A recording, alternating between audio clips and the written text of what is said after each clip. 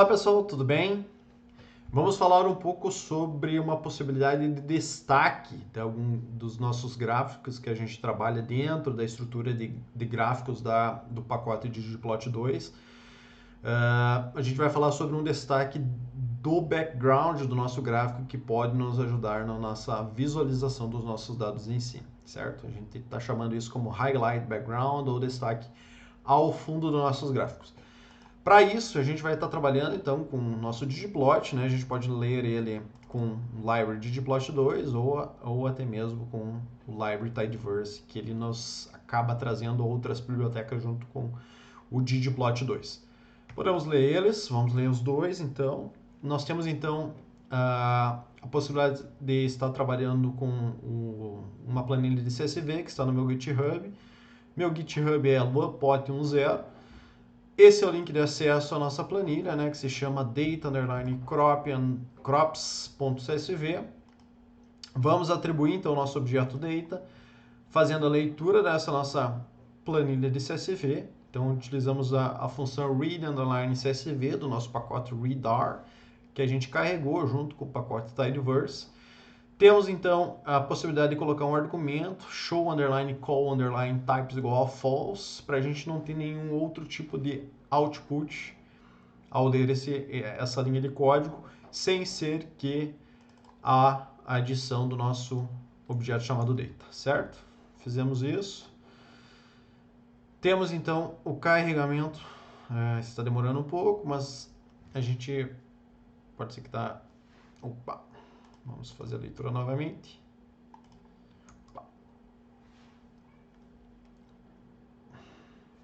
Carregou. Nós temos aqui então o carregamento desse nosso banco de dados com 100 observações e 9 colunas. Esse problema que a gente teve ali possivelmente é um problema de instabilidade da internet, né? Uma vez que ela está hospedada na nuvem, né? no GitHub, né? Isso a gente precisa tomar cuidado quando a gente trabalha com um banco de dados também um pouco mais maiores, né? Que a gente tem apenas 100 linhas de observações.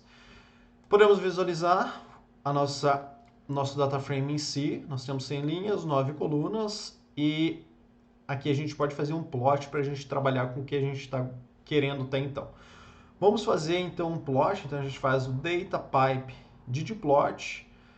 Quero fazer um mapeamento então por posição, onde que x vai ser meu n e o y vai ser os valores de B3 de CVI, certo? Quero uma geometria de ponto, então vamos rodar isso aqui prioritariamente. Nós temos então um gráfico de pontos aqui. Então para cada valor de n, que vai de 1 a 100, eu tenho um valor respectivo de B3 de CVI.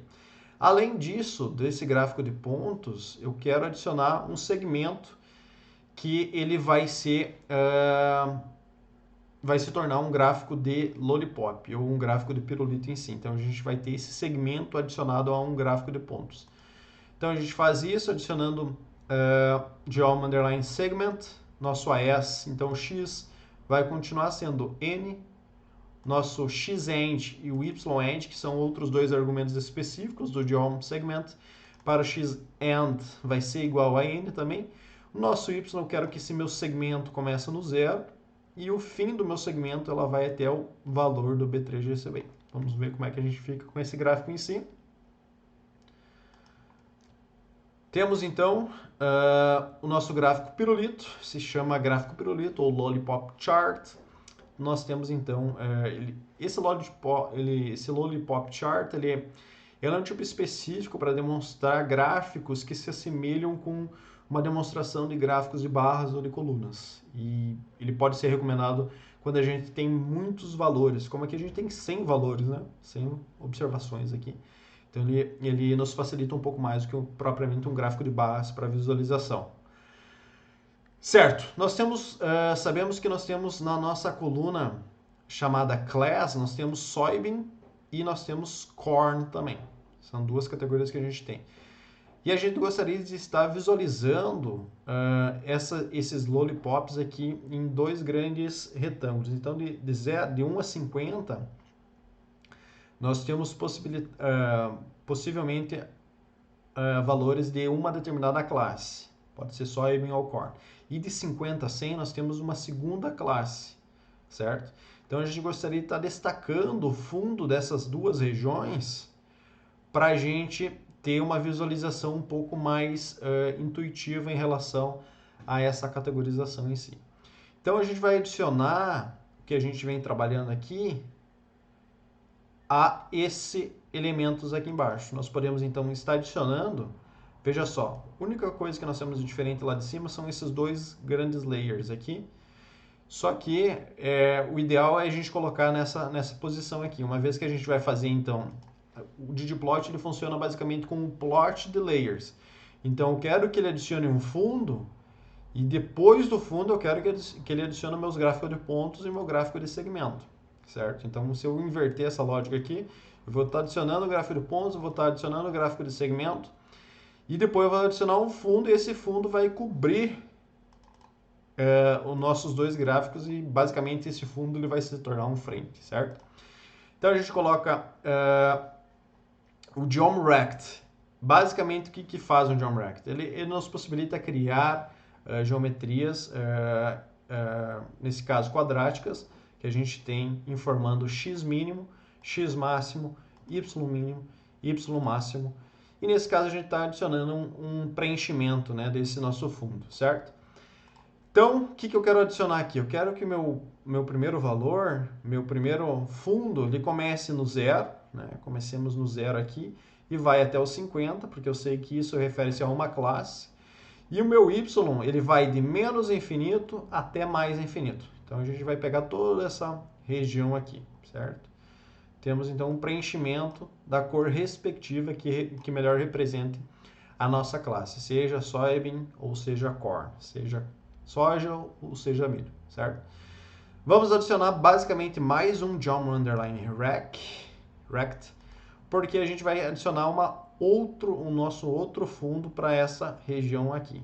Então a gente vai adicionar tendo x mínimo igual a 51, x máximo igual a 101. Poderíamos parar no 100, mas a gente vai colocar 101 para a gente pegar uma regiãozinha um pouco a mais, porque se a gente olhar para esse ponto aqui, ele não está bem localizado no 100, ele é o centro ou 100, só que como ele é maior do que o 100, ele passa um pouco para cá, então a gente coloca 101 aqui. Nosso y min e nosso y máximo vai ser menos infinito e mais infinito, respectivamente, e o nosso preenchimento vai ser uma cor que mais representa a nossa classe.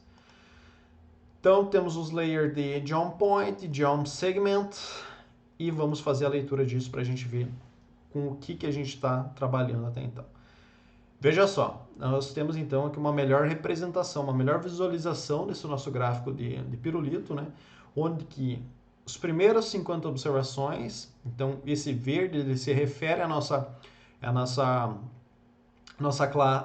classe de soybean, então nós temos essa representação, e corn nós temos esse tom de amarelo que ele representa todas as observações de corn. Então a gente consegue ter uma visualização se a gente comparar essas duas, né? Vamos voltar aqui para cima, nós temos essa visualização, posteriormente nós tivemos essa e possivelmente a gente tem uma melhor interpretação dos nossos dados utilizando mais dois layers, e esses layers estão basicamente destacando o nosso fundo do nosso gráfico para nos auxiliar na interpretação dos dados em si.